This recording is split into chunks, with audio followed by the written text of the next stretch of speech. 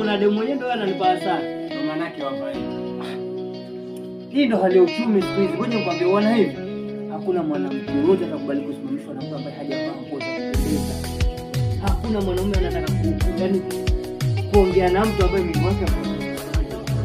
Yaani nikipita hivi mjeni, katika mahali yani, popo. Na katika mahali yani fresh.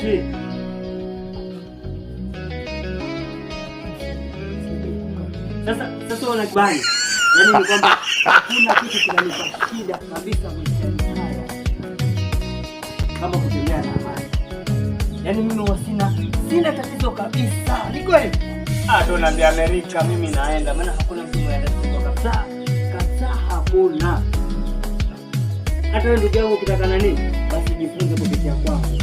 Ukijifunza kupitia kwangu. Basi kama ni hivyo sema hakuna tatizo. Yaani tu tumeelewana kama ni changamoto mademu sisi. Ndio hivyo. Kwa hivyo tumeelewana.